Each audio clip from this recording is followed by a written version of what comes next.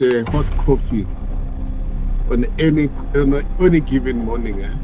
Rene, we really missed you last week, and it's good to have you back on the show. You missed a lot. I know a lot was about the World Cup, and it still is about the World Cup happening. We are now going to the final on Sunday. We don't know which continent. We don't know who's going to win it. We don't know who's going to be the Ballon d'Or. But I think all the answers will be revealed on Sunday at one of the most iconic stadiums in the US. But I think it's only proper this week that we start with the sad news of the passing of Jayden Adams. I'm still shocked. A young talent at the age of 25.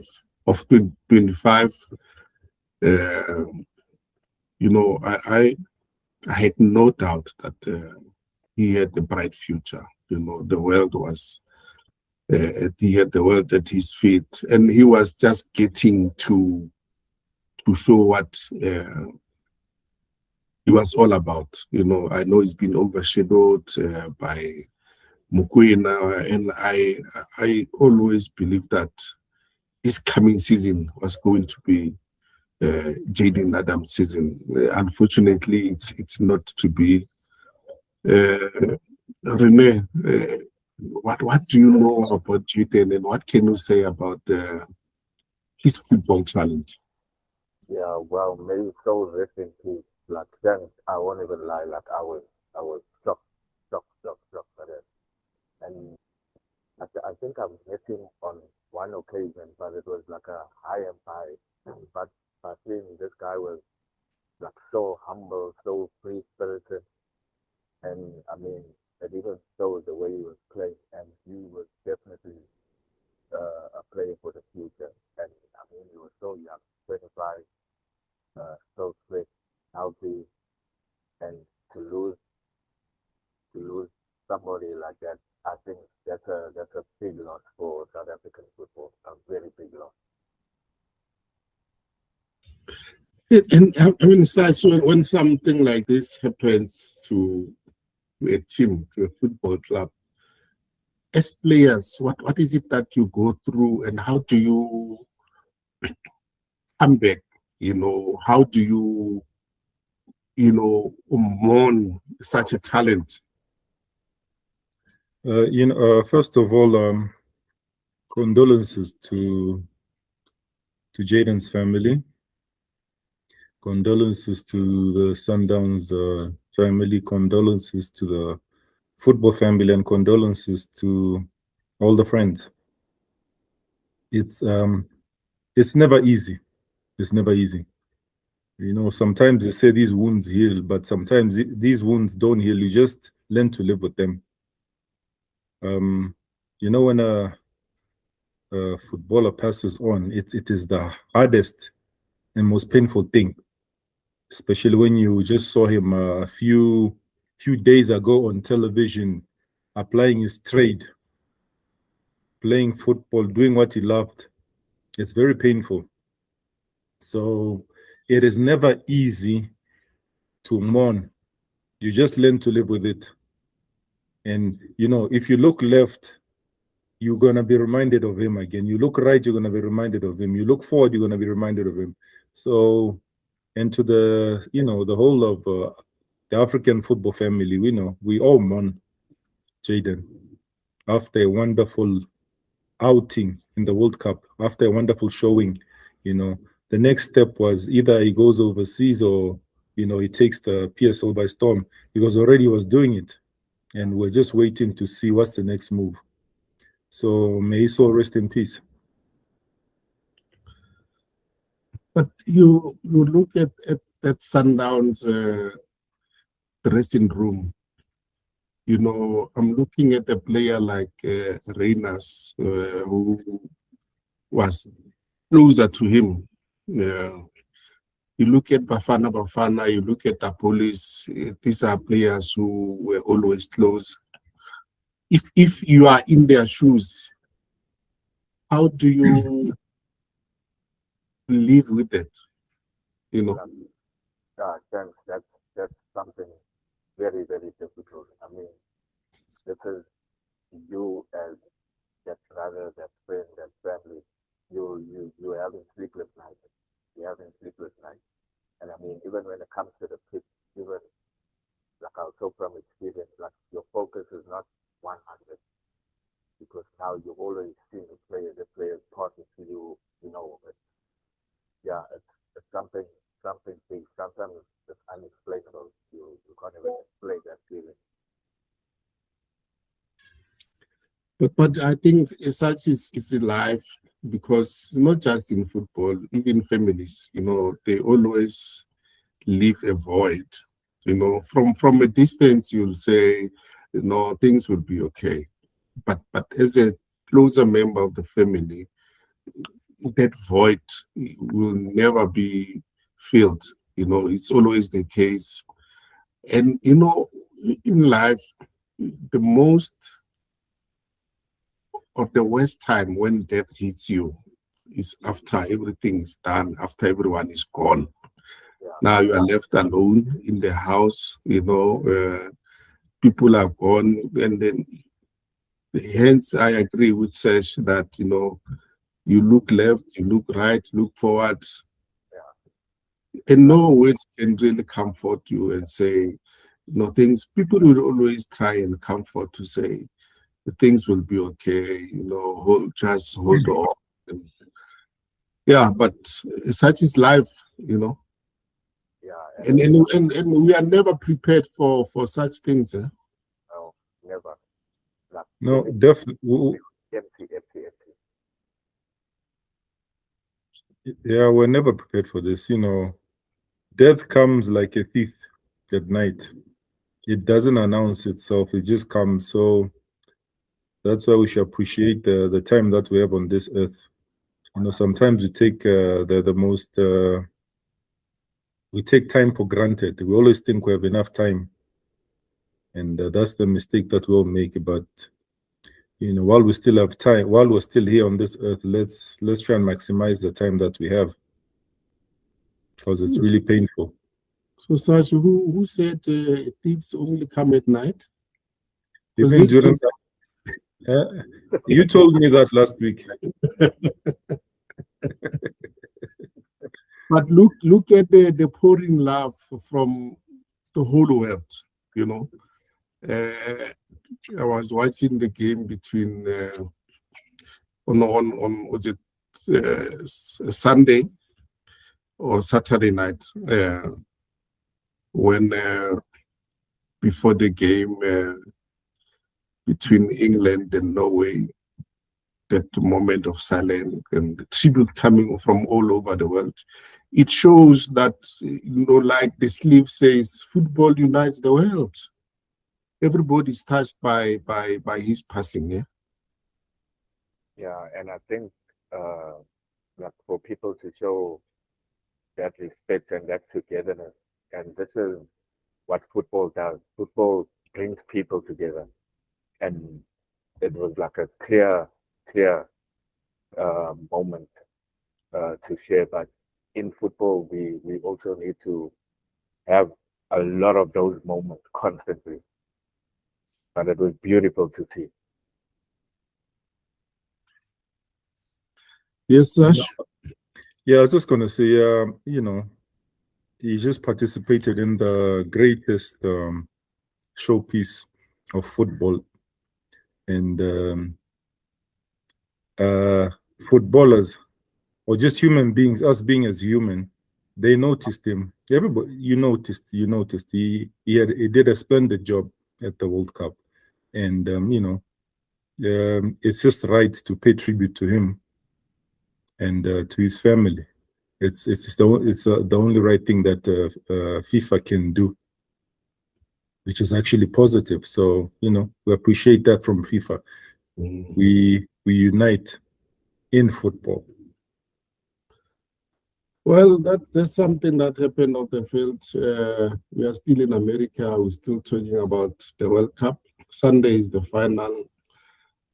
While we at the subject, I'm not sure what really caught up your attention from down there in America. Renee, last week we spoke about Balogun, the red card that was suspended.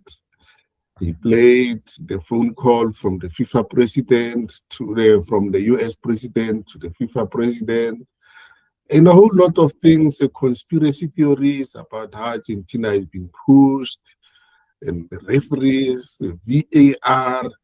I don't know what caught your attention on and off the field. Like, thanks.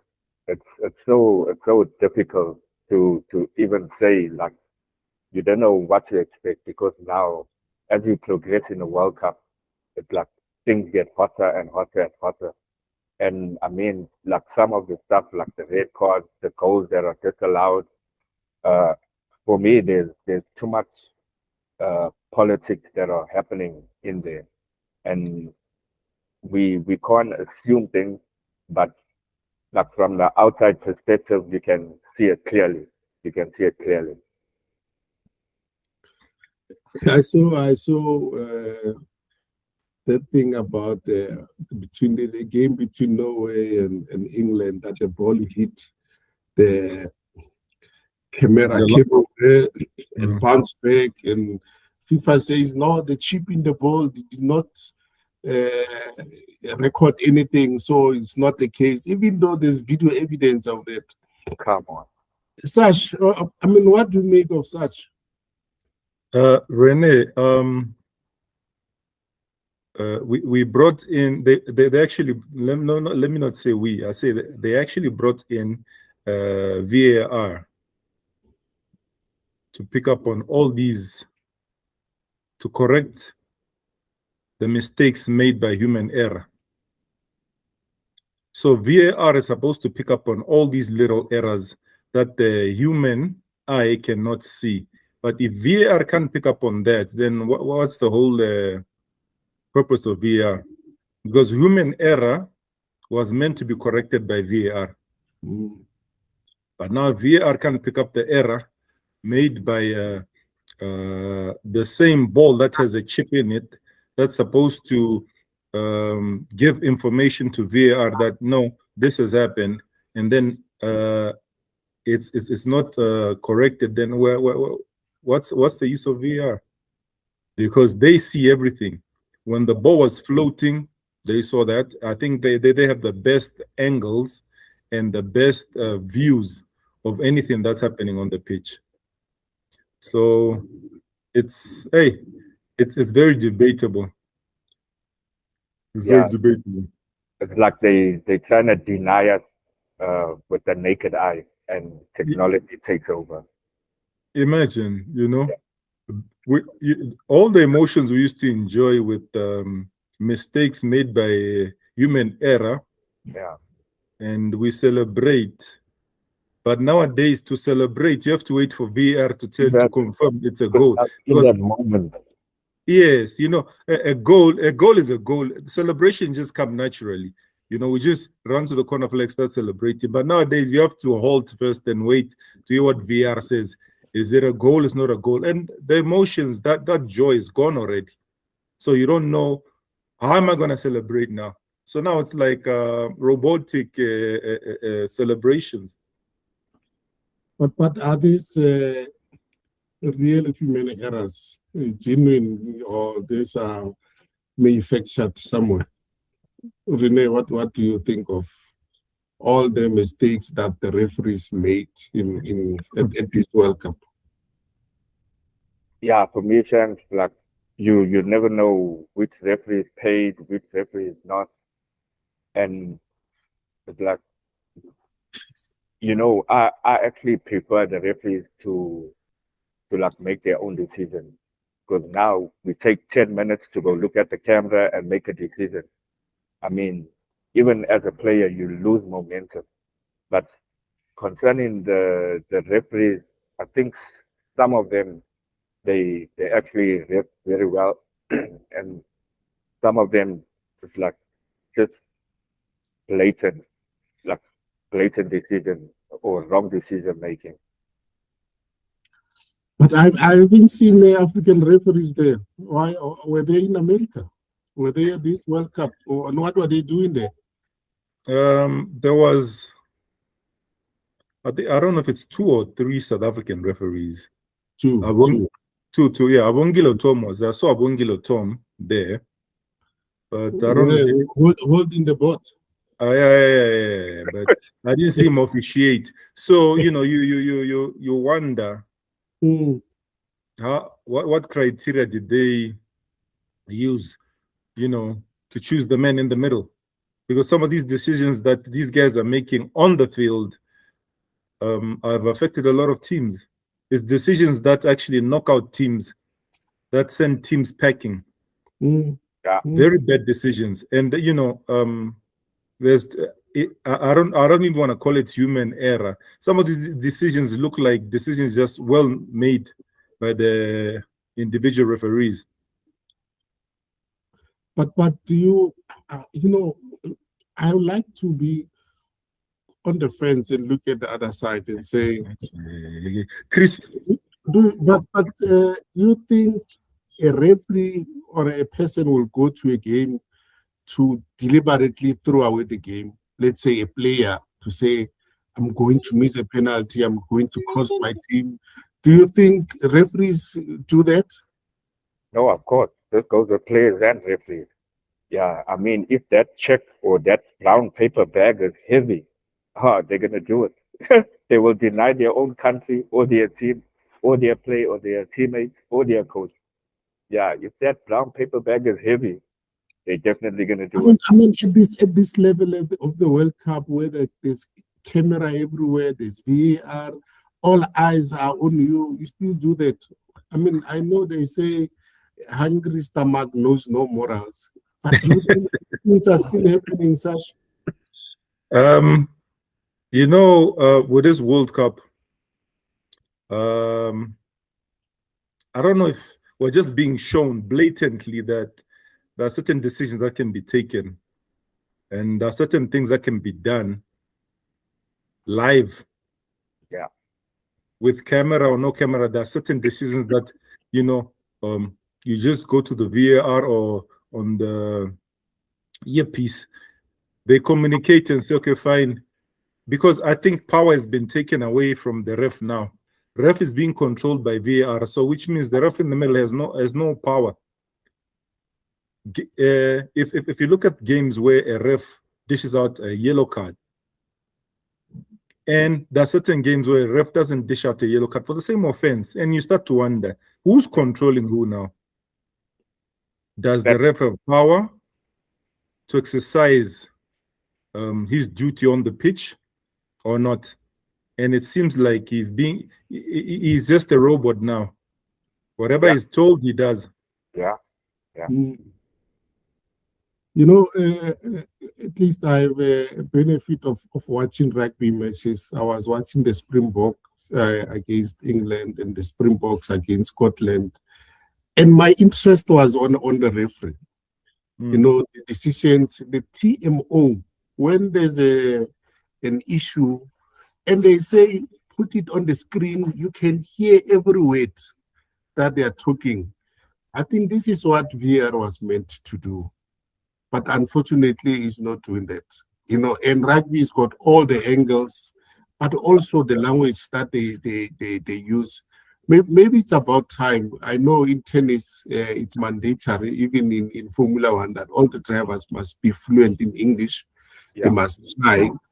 Unfortunately, it's not the case with football. Maybe they need to introduce this. I mean, remember that incident of Bafana against Mexico. The referee was saying something no one could hear what he was saying, was trying to say when he showed Timbers won the red card. Don't you think it's about time that something like this, maybe to eliminate all these things that we're talking about? Renee, you've been closer to the action, closer to the referees. Have you had a situation where there was a communication breakdown between you or players and match officials? Yeah, like I mean, English is a worldwide language. I think everybody should be able to understand it. Imagine if Tembazwane had to react to that referee and speak Zulu or Sotho. They were, besides that red card, they were probably gonna fine him. But I mean, for a referee to speak to him in a different language, Spanish or Portuguese, for me that was total disrespect. Total disrespect. And I mean, that wasn't even looked into, which is insane. It's crazy. But if Timber had to do it, there was going to be a big problem. Mm. Big problem. Yeah, We at me, spoke about, sorry, Rene, we spoke about people who are running football, whether they have the interest of football, are the people who have played, they know what players go through, they know the demand, or they're just sitting in the boardrooms and making all these decisions. Like now you can't talk like this to a player. that But blows my mind. a simple thing like interpreting the rules of the game seems to be a big issue, Sash. I like, they're making decisions, yes. Every now and then we'll be getting different new laws or new decisions made in football. The one where you're covering your mouth. There was an incident where, because they didn't clarify whether I'm speaking to my teammate and I cover my mouth, is that an offense? Or if I'm speaking to an opponent who's actually a friend of mine, is that an offense too? Because we can have a light moment, just having a light moment, and then we cover our mouth. They wanted to find, I don't know who it was, but then they corrected it and said, no, there was no altercation between the players. They were just having a light moment. So, you really have to explain these rules properly so that everybody understands. And the thing is, Sachi, Savishan, and the thing is, Sachi, is like, it's almost like every month there's there's some rule that's changing. I mean, how we gonna keep up? That book is gonna be so big like this. It's gonna take a person 10 years to even read the rules of soccer. And I mean, it was a simple game 30 years ago. Yeah, and I wanted to add to say, when we're playing, it was just a few rules that you could memorize here and there. But now it's like an encyclopedia. Before the football, all you do is when you play football, your job was on the pitch. The rest of these rules were actually for the manager. So nowadays, football is actually school. You have to learn and move with the trends. But also confusing, because I don't think these very same people who are supposed to police and interpret these rules, they know what they're doing. I mean, you'll hear different interpretations. It depends on who you are or on which day. I saw in no ways goal against England being disallowed because they were pushing, and there's a goal. Ronaldo's goal was disallowed because apparently it hit somebody. Like offside rule. There's a penalty that was given to Mbappe against Morocco.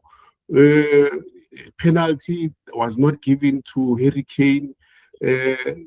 Such things you ask yourself. But anyway, Morocco was the only country that progressed from the continent. Last week, we lamented the fact that we had nine countries progressing from the continent, progressing to the group, to the knockout stages, but only only two progressed to the last 16. That was Morocco and Egypt. Yeah. And Egypt, I mean, we all saw what happened against Argentina, and then I saw the French doing this, meaning racism. And Morocco was the only country to progress to the last 8. And unfortunately, they lost to their friends, France, in the last 8. And I don't know. I personally said this was not a good showing by the African teams. Yeah, Uh, no depth. but Egypt tried, but as much as they tried, I think the odds always were stacked against them. But when you reflect back, you look at African football, can we say we are improving, or it's almost always the same story, promising, but we never get there, Rene? Like, no, for me, I think African football is improving. And what I can see now is that the other continents, they actually getting scared now of us because we are progressing, we are progressing, we are progressing. So now with regards to that Egypt game, that was No, insanity. no, Rene, we are improving when we had one team in the last eight. I mean, why you say we are improving, and why should other countries be scared when we've got nothing to prove, to show? And I mean, you must look at the type of quality players that we have now, sir. It's crazy. That's why we escalating. So, like even with regard to that Egypt game, I think Egypt should have took that game. And now what happens? Politics coming. Then it's the ref. Then it's the people upstairs there. And I mean, as a player, you're on the pitch. What can you do? What can you? There's nothing you can do. You can only get your word out when you're off the pitch. But I mean, it's too late. The game is done. What can you do? No, let me hold my thought for now and hear what Charles is saying, because I've got a different take. Sash, are we improving? Are we there as African teams? My thoughts are that Africa improved a long time ago, but we keep moving backwards. Africa as a whole, there are certain teams that were at the World Cup that actually played football with their own identity and the money to thrive. Then there are certain teams that played football with certain European philosophy, and unfortunately, the journey was cut short. So teams that played with their own philosophy and expressed themselves were able to show that, give us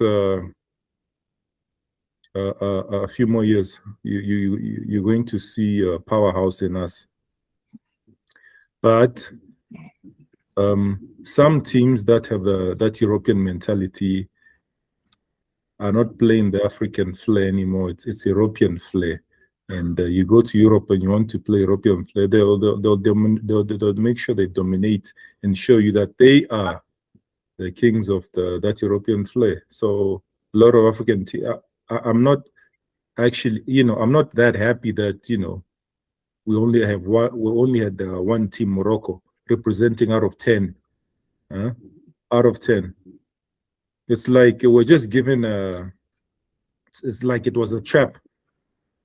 You come in and then you go. No, we're supposed to be in the semis or the quarterfinals or all the way, maybe 16. But look at where we are right now. We started falling off slowly, one by one. Every time we have a bit of hope in one team, another one gets knocked out. Every time we have hope in this other team, another one gets knocked out. Then it became a norm, and we started seeing that no, all these African teams are gonna pack. If you read the pattern between the lines, you could see that all these African teams are gonna pack the bags, and they'll be coming back home. Yeah, but can we really blame that on conspiracy theories that they didn't want African teams to progress, or it was because of our own doing? I mean, we spoke about Senegal, how they threw away a 2-goal lead. Egypt did the same thing, a 2-goal lead against Argentina. Yes, they're talking about disallowed, but these are part of the game. What lessons are we learning from, or have we learned from this World Cup? Shanks, with Africa, it's always are we learning or back to the drawing board? We'll forever drawing board and say no, we'll do better next time. No, there comes a time where you call a spade and say, I think we've been here before, and it's high time we go beyond this stage. And I think just qualifying for the World Cup is not enough. Just reaching the last 32 is not enough, because I don't want to say, I don't want to blame. I don't want to say we kept on losing. It's our own doing. Let me put it this way: it's our own doing, because we had the talent, we had the personnel, we had the teams that can actually do it. But I don't know if it's fear or confidence. It's a confidence thing, because most of the teams that made it to the last 32, if you watch the games, some of these teams were leading, and then come the last few minutes of the match, we lose, a lapse in concentration, goal. Lapse in concentration, goal. And I think you managed to convince Rene to change his mind. Rene, are you on our side now? No, like you don't know you don't know what happens behind the scenes, especially with African teams, because for decades and decades and decades we've been known to take pride. We've been known. So behind the scenes, you don't know what we've been known to take what, Rene? To take pride. And is history repeating itself? We don't know. Maybe it shows on the pitch. You never know. Like I said, that brown paper bag, if it's heavy, yeah, you're gonna take it. No, but like Sash says, we've got the talent, we've got good material. I mean, we cannot complain about substandard training field on the continent, because most of the players play in top leagues in Europe, and these are quality, but there's just something that doesn't gel when they come to play for the national team. This, I'm not sure if it's management, coaching, philosophy, but something is not getting right. I thought Morocco showed that there's something that they are doing, but unfortunately it was not good enough. Now we have to wait for 2032 to try again. But on that note, I heard the FIFA president now saying, we need to expand the World Cup to 64 teams. No, that's the range. What are we gonna sit and watch the World Cup for 5 months? No, that's the range. And what about now that the normal team, like the England League, Spanish League, South African League, when they're gonna start their season? They extending a little bit too much. But also World Cup is like exclusive. It has to be like, you have to fight to be at the World Cup. Not everyone can go there. Look, Italy has did not qualify. Nigeria did not qualify. Let's not even talk about Zambia. They've never qualified there. Such, but 64. Are we not taking it too far? Is busy saying the FIFA president wants to extend the World Cup by 64 countries, but that will only happen if he's still in office. Is he going to be in office to expand that those 64 countries? Because right now there are a lot of rumors and a lot of speculation and news all over the internet about the FIFA president. So we'll wait to see. If it's him, maybe it will expand. If it's not him, maybe the new president, whoever comes in, will still leave it at the same number that it is at right now. And Shank, Zambia hasn't qualified yet, but we're busy trying. We keep trying every opportunity we get. But this thing of it is a very difficult process. You have to plan for this. There was this coach who was cooking. He was here. They were saying he's cooking is cooking, but so No, no, no. Zambia is cooking. Eh? No, the thing about cooking is you cook from development Oh, going upwards, not from upwards going downwards. No, you prepare for the World Cup. It's either 10 years, 14 years, 20 years. That's how you prepare and you plan. Not just playing qualifiers and thinking, no, we're gonna qualify. No, it's a whole process. The whole but process. Zambian football has always done well in junior teams. I mean, they dominate in COSAFA. AFCON, they've got that 2012 trophy, but I'm not sure where it is now. All the talent that we see at junior levels, they are not coming through towards to be the cream of the crop, come to the top. What's been happening with Zambian football? After 2010, what next? The continuity wasn't there. The planning after 2010. After 2010, that was it. Yeah. After 2010, there was supposed to be a plan. How do we continue this great success that this team has done? But after that, there was nothing. I think we're still sitting on cloud 22, enjoying the 2012 that people forgot to say, no, you know what? Let's plan for the next generation, the next AFCON, the next World Cup. But unfortunately, there was no continuation. And as all kingdoms that start crumbling, it's a crack. It starts with a crack. There was already a crack because there was no continuation, and the crack was there. It started becoming bigger and bigger, until 2010 was done and dusted. And then now we're struggling. We're a struggling team, and we're still trying to. We're back in the drawing board. And yeah, like you're saying, Sachi, these things have to come from the development part of the side. And if you're successful, especially with the youngsters, I think it's up to management, sponsors, whatever, to keep that rock. They need to keep that rock and make sure that rock is consistent.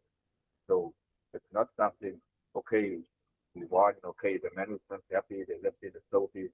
But these players, they need consistent success. And I think it's up to management to make sure that happens. I know this subject is closer to your heart, Rene, because you're involved in football development, but like I said, I think this will be a topic for another day, because you can never stop talking about development or lack of development. There's so much that is happening or not happening, that should be happening to take football forward. And then you need to get the foundation right. If your foundation is weak, you're not gonna go anywhere. In your absence, Rene, we also touched a bit on the issue of Hugo Bruce continuing Bafana or going. There were reports coming from Belgium where he said he's done. He's done, and he told Safa that this is it. A few hours later, that was on Friday, Safa issued a statement to say Hugo Bruce is still our coach. He's going nowhere. I said I think he's ran his race. There's nothing more that I expect from him. I'm not sure what is your take on Hugo Bruce continuing in whatever capacity in Bafana. Like, if there's that type of confusion where he's there and it's not there, you are not going to be broken. You are not going to be broken. So the best thing is to bring in something fresh, something new, because they'll take Bafana like a threat. Sash, I know what to think. I'm not sure if you still or you think about it. After thinking about it, Shanks, I believe Yeah, you're right. He ran his race. He's done a tremendous job, and it's high time he gives it to somebody else. And for him to give it to somebody else, whoever comes in needs all the space and all the support so that they can pick their own technical team. But if Hugo is still involved in SAFA, there'll be decisions that will be made up there that will affect the new coach. So he needs to actually, yes, clear out and let the new coach have all the freedom that he wants, the same freedom that he enjoyed when he was picking players and building his team. So I do agree with you, Shanks. Whoever needs to come in will need all the support, all the freedom, and all the space without any any problems or any other decisions being made on top of his head. Yeah. So you're right. I've seen something, I don't know, but something that always bothers me is about the assistant coaches. We're talking about continuity, consistency, but why is it that assistant coaches are never or do never progress to become coaches so that there's a continuity? Are they just there to hold the backs of the coach, or they've got no ambitions of growing up and become coaches one day, except for we saw with the Kaizer Chiefs assistant coaches who became co-coaches, and now they are coaches in their own right. One is gone to Skokuni, one is gone to Durban City. But this hardly happens in football, not just local football, but worldwide. Renee, I'm not sure if you've seen this happening and what you think of. Yeah, no, I agree, Shank. For me, I don't think that the assistant coaches, they don't get the flowers enough. They really don't get the flowers enough. Like I'm talking from experience. Like when Mushin was there, I mean, the assistant coach we had, I think it was H. Kute. I mean, he was so like versatile in everything that he does, even his decision making, even like the way him and Mushin used to get along. It's like, you need to give the flowers like that, but also let his assistant coaches be free. They not supposed to be just there with the pen and paper and going to put the subs on. No, no, no. I think it should be more than that. And I think club, but even the head coaches should I think take it like a step further with the assistant coaches, like make them get more involved.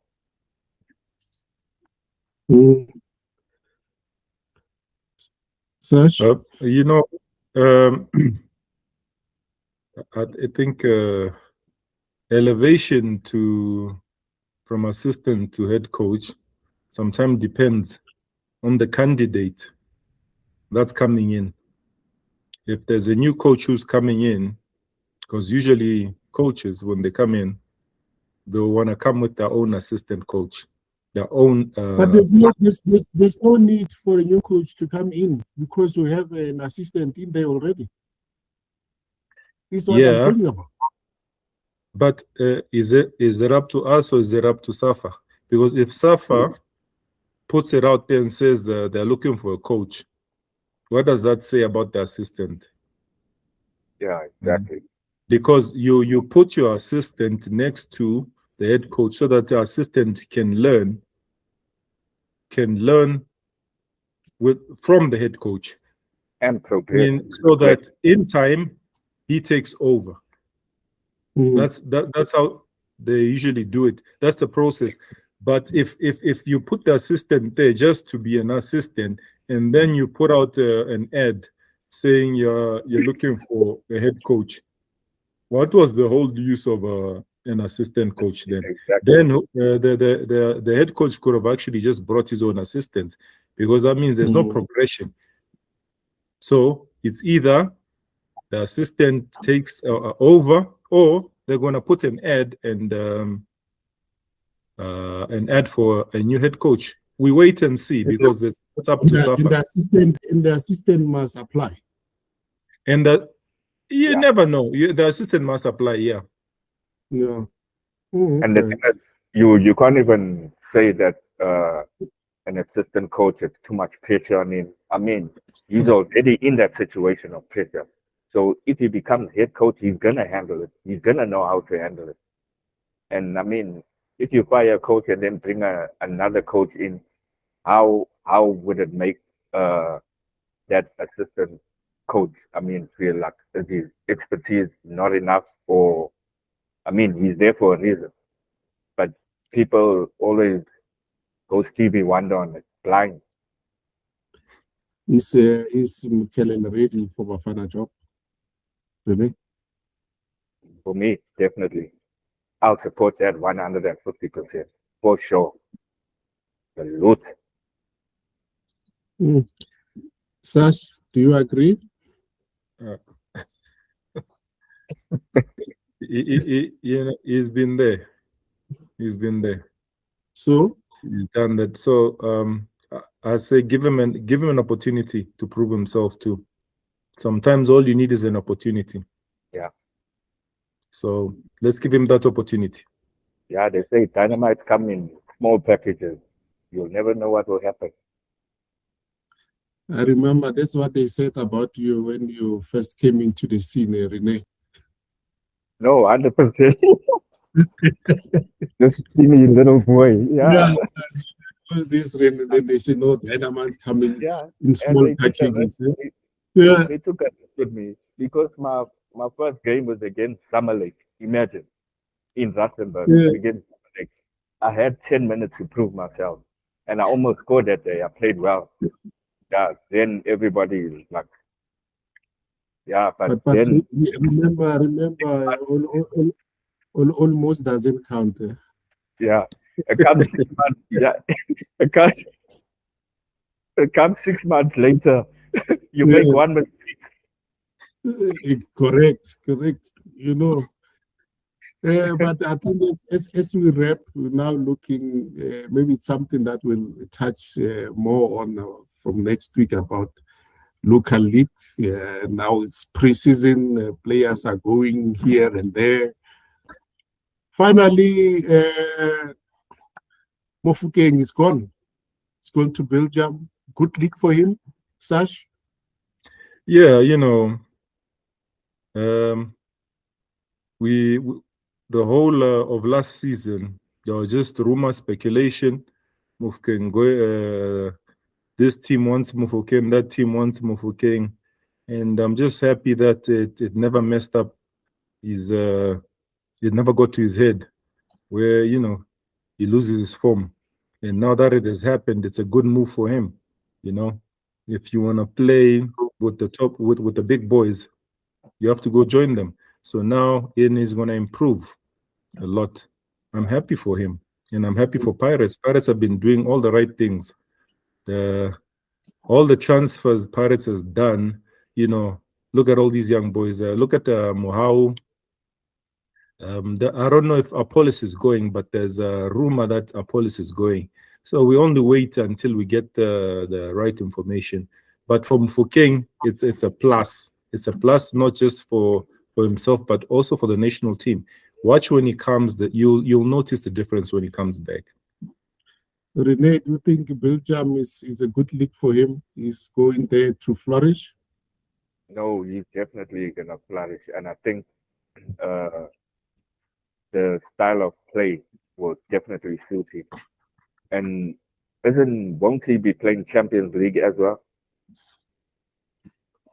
I'm not sure.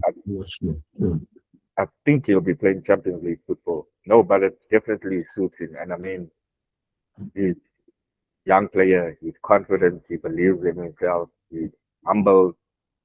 Yeah, he's going all the way for sure. I think in the next 2-3 years, you'll find him in a big club. It's a stepping stone, Shanks. Belgium is okay.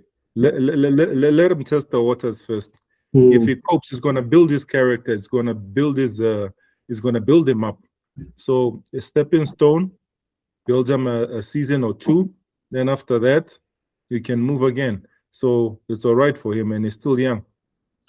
Well, I agree because, previously the mentality was that South African footballers don't want to go to these small leagues, so to speak, these smaller countries. But we've seen things are changing now. Look at Aiden McCarthy, he's gone. Where Cyprus or Austria? Azerbaijan. Yeah, go everywhere now. I mean, if you look at the rest of the continent, I mean, Sadio Mane did not start at Liverpool. Didier Drogba did not start at Chelsea. Mohamed Salah did not start at Liverpool. They all started somewhere and then made their way. I agree with you, Sash, that I think it was more about the mentality and the perception that, football is only in this England, Italy, France, or Spain. But I think the mentality is changing, which is good, because once you go there, it opens your eyes, it opens your mind, you see things differently, and then you grow. Then you can make your way up from other leagues to these top leagues. I think big ups to the agents and those who are behind these players. And I spoke to some of the youngsters, in SA. They're like, I want to go play in England. I said, you don't even have experience in playing on a high level in South Africa. But you want, and like I give them my experience when I was at Crystal Palace. It is not easy. Even training sessions are not easy. So these guys, they can't say, I want to play in England. No. Like, if me as a youngster, if I had the opportunity to even go to Greece, I would do it. Because, I mean, that's how you're going to expand yourself as a player. And you got people watching that's like all over the world. They're watching that league. So, yeah, like any small chance you get, you take it. You take it. That pride has to be kicked out the window. Yeah. No, I agree. And I think it's about time that our players know these things, because I think we've been sold something that is not doable, that we must go from here to England, to Italy, Steven Pienaar, they all started in Netherlands, and then you all start somewhere. That is in life, not just in football. You start somewhere and then you make your way up. Sasha, I know you started in the Bundus there in Zambia, and then you make your way up, and it also makes you stronger. Yeah. It builds character. You travel, you're gonna meet different cultures, different traditions, different ethnic groups, different languages, whatever barriers that you go through, different barriers. But it's a journey. Different special projects as well. We know in Africa there's special project as well. We'll talk about that. Every journey starts with one step. So the first step prepares you. You move, and you can't just go to the top league. The top league is very difficult. You have to actually prove yourself in Europe first before they decide to finally, put you when they check the market to see which kind of what profile you have and what kind of player you are. And then they decide, no, this gentleman has been performing for the last 2 years, and this is his profile. Then they make a bid for you. But it's all about performing and consistently. And that's one thing that I think Mofokeng will be able, or is going to improve, because he was consistent for Pirates. And every player goes through ups and downs, and he did well. So I'm hoping when he goes to Belgium, he does very well, and he makes it, which we have our fingers crossed. I know it won't be a walk in the park. He won't just come and start playing. No. They're going to cook him up first. They're going to build him up. They want to build his physicality. speaking of consistency, this is where we're going to leave it. We just hope that Rene will be consistent and he'll be here next week. So I think we'll meet again next week where we'll reflect back on the final of the World Cup and kickstart the season, all the leagues in the world and player movement. I think until next week, this is it for now. Thank you so much, Shanks. Thank you, Sachi. It's always Cheers, Shanks. Cheers, Rene. Respect. See you. All right, cheers, guys. Cheers, guys.